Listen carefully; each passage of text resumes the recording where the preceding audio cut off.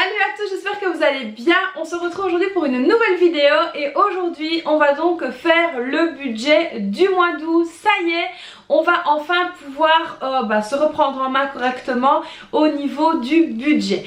Alors il va y avoir quelques changements pour nous à partir de ce mois-ci. Alors je vous l'avais déjà expliqué dans ma précédente vidéo du défi des 10 jours concernant la reprise en main de mes finances. Alors si vous n'avez pas vu cette vidéo là, je vous la remets dans les petits juste ici au-dessus. N'hésitez pas à aller la voir. Alors qu'est-ce qu'il en est au niveau de ces changements? C'est vrai que vous avez été beaucoup à me dire que chez vous aussi vous rencontriez le même problème, à savoir que votre mari, votre compagnon ne gérait pas de la même manière que vous. Donc c'est ce qui nous a donc poussé à modifier nos habitudes financières. Donc tant qu'à se reprendre en main, autant reprendre sur de bonnes bases.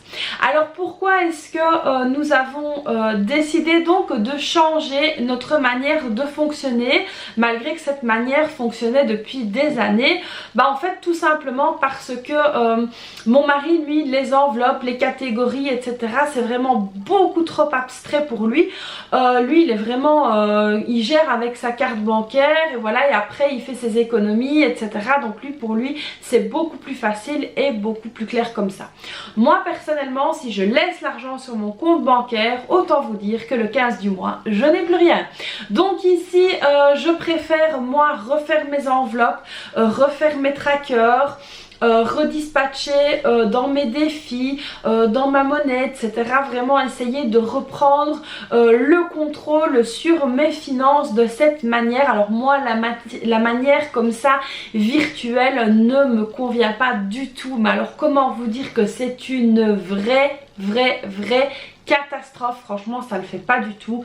J'ai essayé de mettre de la bonne volonté, ça marche pour l'une ou l'autre catégorie, mais franchement ça ne marche pas du tout pour les catégories, on va dire, de la vie courante. Donc en tout cas ici on a vraiment décidé donc d'avoir un compte commun et d'avoir chacun notre compte bancaire avec lesquels on va entre guillemets gérer de la manière dont on a envie. Donc si mon mari lui a envie de gérer tout en virtuel et fin du mois de prendre et de mettre de l'argent de côté, ça va être entre guillemets son problème. Et moi ici je vais pouvoir gérer ma partie à moi de la manière que j'ai envie, donc à savoir mes enveloppes, etc. Et ce sera beaucoup plus facile.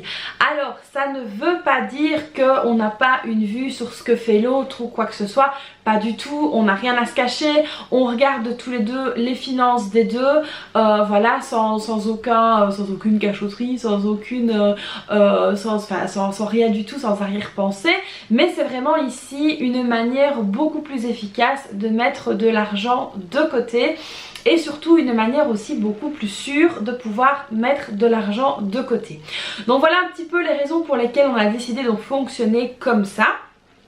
Alors dans les commentaires que j'ai reçus, on m'a dit oui mais pourquoi tu mets pas les allocations familiales dans les dépenses du compte commun et que ça part du compte commun?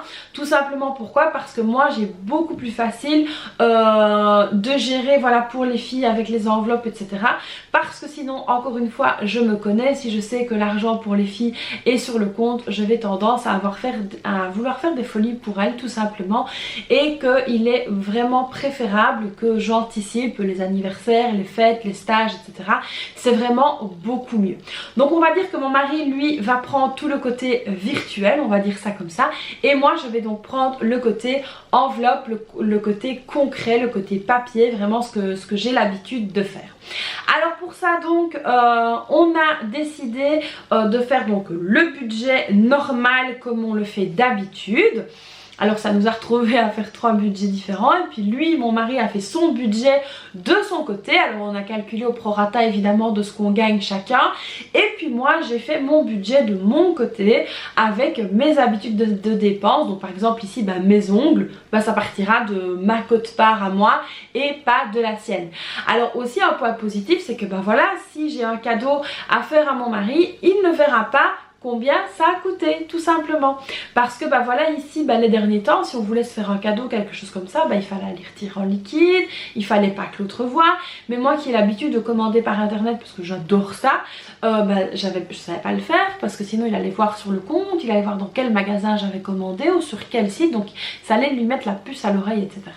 Donc là on s'est vraiment dit qu'on allait faire chacun notre popote de notre côté avec le compte commun et que ça allait rouler beaucoup mieux comme ça. Donc aujourd'hui on va faire le budget, mais mon budget à moi, donc ma quote-part à moi. Je vais donc vous montrer ça en vidéo et puis évidemment on fera les remplissages, etc. Mais on ne les fera plus de la même manière. Je vais vous expliquer tout ça lorsqu'on sera au-dessus du budget et qu'on sera en train de le faire ensemble. Alors c'est parti, je vous propose qu'on se penche ensemble sur le budget et qu'on prépare donc ce fameux budget pour ce nouveau mois d'août et cette nouvelle organisation. Allez, c'est parti, on se penche tout de suite sur le bureau. On va donc voir comment on va se débrouiller. Alors évidemment, la toute première chose sur la feuille du budget, on va donc venir écrire que c'est donc pour le mois d'août 2023. Voilà, donc comme ça, évidemment, notez le mois, c'est vraiment quelque chose de très important. Alors, ici, pour une raison, je vais dire personnelle, je ne vais donc pour l'instant pas vous dévoiler l'entièreté de mes rentrées parce que j'estime vraiment que ça fait partie de la vie privée. J'avais dit que je le ferais, mais après mûre réflexion, je me suis dit que voilà, j'avais pas vraiment envie d'exposer tout ça. Je vais dire au grand jour. Donc ici je vais un petit peu vous montrer ce qu'il en est donc au niveau des différentes catégories, les remboursements, etc. Et alors évidemment tout ce que je vous montre ici c'est ma quote-part à moi qui est donc faite en fonction de mes revenus qui sont moindres que ceux de mon mari. Donc voilà, ici je vais vous montrer ça, vous montrer un petit peu ce qu'il en est. Et donc vous montrer comment je vais donc m'organiser au niveau des paiements de mon organisation à moi. Je vais y arriver. Alors concernant tout ce qui est crédit, dette, etc. Tout ça je vais pas vous montrer parce que ça relève également du privé. Donc là si je vous montre ça, voilà, vous allez avoir des infos et mon mari n'est pas du tout fan pour que je vous montre le montant du crédit hypothécaire, etc., des regroupements de crédit qu'on a. Donc ça évidemment ça va être comme avant, crédit dette, je vais pas vous le montrer. Je vous en parlerai peut-être dans une prochaine vidéo, mais ici en tout cas on va dire que au niveau des rentrées et des crédits dettes, je vous ne montre pas ça pour le moment. Donc c'était un petit peu comme avant, je ne vous le montrerai pas, donc ça ne changera pas grand chose. Alors, je vais vous approcher donc un petit peu plus. On va donc venir ici au niveau des dépenses fixes. Ça c'est quelque chose évidemment qui est donc voilà, là aussi calculé en fonction de la quote-part de chacun. Alors, au niveau ici des dépenses fixes, on va donc avoir l'électricité. Donc ici, ma quote-part à moi, c'est toujours ça évidemment, je vais donc payer 25 €. Donc ça, vous êtes très nombreux à me dire, ah bah oui, mais comment ça se fait que tu ne payes que 25 €? Je le rappelle encore une fois, nous avons des panneaux photovoltaïques, je vais y arriver. Alors au niveau du gaz, alors là, c'est entièrement pareil, on va donc venir mettre 25 €. Alors ensuite au niveau des assurances, alors ici ça va changer mais pour l'instant pour le mois d'août ça va rester je pense normal. Au niveau des assurances ma quote-part à moi s'élève donc à 75 €, soit 75 €. Au niveau des factures de téléphone, donc de téléphone portable, alors ici normalement c'est moins, mais là c'est le dernier mois où je vais payer un mois normal parce que j'ai encore diminué, je vais donc payer 21 €. Alors ensuite je me suis gardé donc un poste facture. Alors ce poste facture, qu'est-ce que c'est? C'est lorsque des factures vont arriver à mon nom, voilà, pour plein de raisons différentes. Ça peut être en procès, ça peut être une prise de sang ou des choses comme ça. Je garde donc ici un poste à 100 €. Alors ensuite on a également le paiement de la mutuelle qui lui se fait donc tous les 3 mois. Donc là ici je l'ai reçu, il faut que je le paye. On est donc à 31,50 €, à savoir que j'ai donc les filles moi sur ma mutuelle. Donc ici c'est trimestriel, donc c'est important de le savoir. Ensuite, au niveau de l'eau, donc les factures d'eau, on paye trimestriellement et donc c'est 33 € par trimestre, ma quote-part à moi. Alors, je répète que ma quote-part, c'est pas du 50-50, c'est calculé en fonction des revenus de chacun. Ensuite, au niveau de l'assurance hospitalisation, là pareil, c'est tous les 3 mois. Et donc ici, on est à 19,50 € par mois. Hop, donc là, ici, on vient donc... je mets un petit astérix pour savoir que c'est donc des factures qui se payent trimestriellement.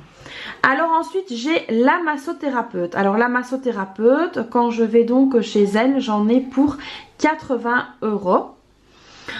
Ensuite, ici, on a Scarlett.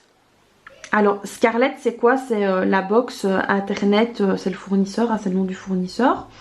On est donc à 42 € pour le mois. Alors donc, on va répartir les choses de cette manière-là. Tout ce qui est électricité, gaz, assurance, GSM, donc téléphone portable, eau, assurance hospitalisation.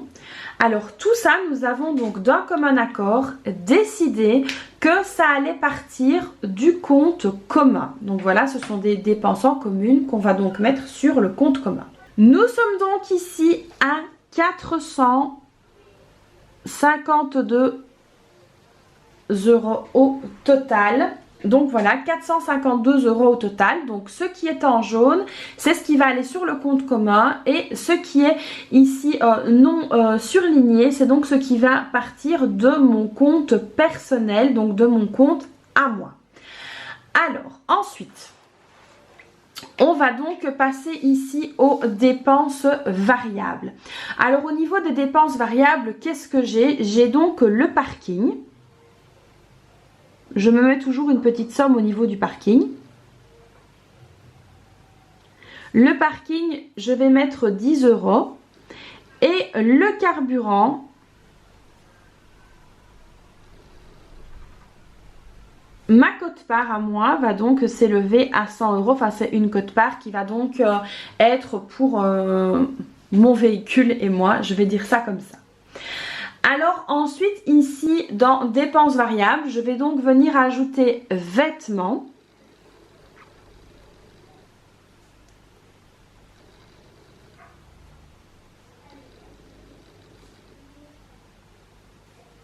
Vêtements, ça va donc être 150 € pour ce mois-ci parce qu'il y a la rentrée scolaire. Donc il faut racheter évidemment tout ce qui est chaussures, vêtements de rentrée, etc. Et ensuite, il y a donc pour l'école. Alors l'école, j'ai décidé de le mettre en dépenses variables. Pourquoi? Parce que oui, il y a la cantine, mais ici, il y a toutes les dépenses liées à la rentrée scolaire. Donc ici, on va vraiment devoir faire attention à ce qu'on fait et ça va être vraiment très... il va falloir une gestion vraiment très pointilleuse, je vais dire ça comme ça pour la rentrée, en tout cas pour moi, parce que donc les vêtements et l'école ça fait partie de la rentrée, mais j'ai vraiment besoin de pouvoir le payer par carte. Et donc tout ceci ici dans dépenses variables, ça va donc être des paiements par carte. Donc ici impérativement il faudra faire des trackers, ce que je n'aime pas, mais on va donc tenter le coup. Nous sommes donc ici à 410 € de dépenses variables. Alors donc ici tout ceci va donc se passer en virtuel, d'accord? Donc ici tout ce qui est en gris c'est le virtuel et non le cash. Alors ensuite on va donc passer à la catégorie, à une des catégories que j'aime particulièrement, ça va donc être la catégorie des enveloppes. Alors au niveau donc des enveloppes, on va donc avoir ici les courses.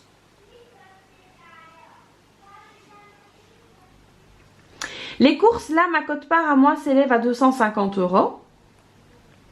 Ensuite, on a donc la maison qui donc ici, ça va s'élever à 25 €. Donc ici ça va partir vers le compte commun. Pourquoi? Parce que les courses ça va donc se faire en commun et que les dépenses pour la maison c'est en commun. Alors au niveau des courses ici, d'un commun accord avec mon mari, on va donc payer par carte. Mais voilà, ça va être quand même assez rude parce que je n'aime pas du tout et que là il va vraiment falloir que je fasse avec le tracker, etc. Donc il faut vraiment avoir une gestion très très pointilleuse. Ensuite, donc au niveau des enveloppes, on va donc avoir la santé. Donc ça, ça ne change pas parce que c'était déjà moi qui prenais le plus de médicaments avec les enfants quand les enfants sont malades. Donc 50 € au niveau de la santé. Au niveau de la beauté, on est également à 50 €. Ensuite, au niveau du divers, là, je vais donc mettre 100 €.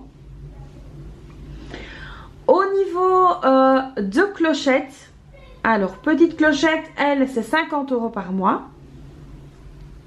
Et au niveau des loisirs, ça va donc être 80 € par mois. Alors, donc ici, on va avoir évidemment des dépenses en cash. Alors, les dépenses en cash, ça va donc être toutes les dépenses qui sont ici. Donc, la santé, la beauté, le divers, clochette et les loisirs. Alors ici, au total des enveloppes, donc parce que pour moi, le budget court, ça part quand même dans les enveloppes. Ça va donc être 250 plus 25. On va faire donc le total. On est donc à 605 €. On est à 605 €. Alors attention ici, au niveau des 605 €, on va avoir 275 sur le compte commun. Donc ça c'est important aussi de noter et de bien scinder. Donc 275 sur le compte commun. Et ici donc en cash, on va donc avoir la somme de 330 €. Alors ensuite on va donc maintenant passer aux épargnes. Alors au niveau des épargnes, là tout va se faire en cash parce que moi voilà j'ai donc mon classeur, etc. et je ne souhaite pas du tout remplacer les épargnes par autre chose que par du cash. Je trouve que c'est beaucoup mieux comme ça pour moi. Alors au niveau des épargnes, on va donc avoir le fonds de secours qui lui va recevoir 50 €. Les anniversaires, pareil, 50 €. Les fêtes, là, je vais venir mettre 40 €. Les stages ici, donc, pour les filles qui sont très demandeuses d'aller en stage, alors qu'elles ne l'étaient plus, mais là, elles grandissent et elles s'ennuient, donc on les remet en stage, 25 €.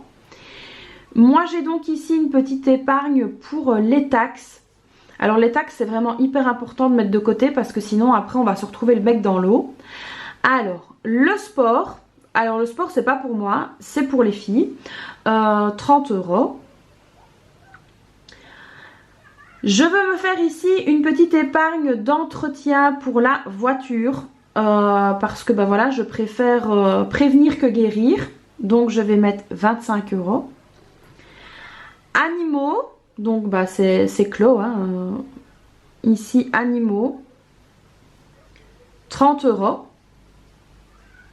On va avoir ici vacances. Bon, je me suis trompée, vacances, on va y arriver. Vacances 120. Et on a une catégorie supplémentaire qui va donc venir ici s'ajouter et qui va donc être excursion. Alors excursion pour moi c'est très important, je vous en avais déjà parlé parce que là ça permet en fait de mettre de l'argent de côté quand on a envie de sortir avec les filles, de faire un parc ou autre.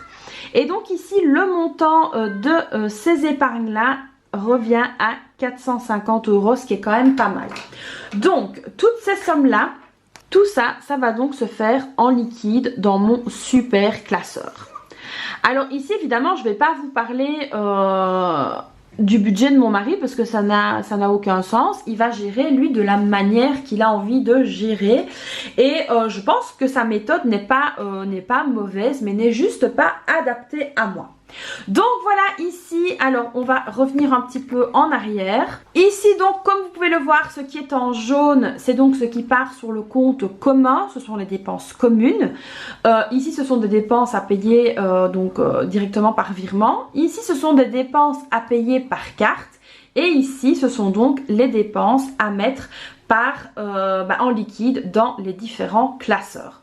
Donc voilà un petit peu pour mon budget du mois d'août qui n'est pas trop mal, ça s'annonce quand même plutôt bien. Donc voilà, j'espère pouvoir rester sur un bon chemin, sur un droit chemin. Donc voilà les amis, je suis sûre que vous vous posez la question de savoir comment vont se dérouler les vidéos. Alors tout simplement, dès qu'on va percevoir nos salaires, donc moi je touche plus ou moins vers le 30, là je vais donc venir évidemment mettre ma quote-part sur le compte commun et ce qu'il reste je viendrai le dispatcher ici au niveau de mes dépenses mensuelles, donc au niveau des enveloppes mensuelles, à savoir les dépenses qui sont donc ici au niveau on va dire des enveloppes. Donc ça c'est la première chose. La deuxième partie de mon salaire que je perçois c'est vers le 9 et donc là je viendrai remplir avec ce qu'il me restera d'ici les différentes catégories d'épargne et donc évidemment il restera quand même des sous, hein, je vous rassure, pour tout ce qui est facture etc.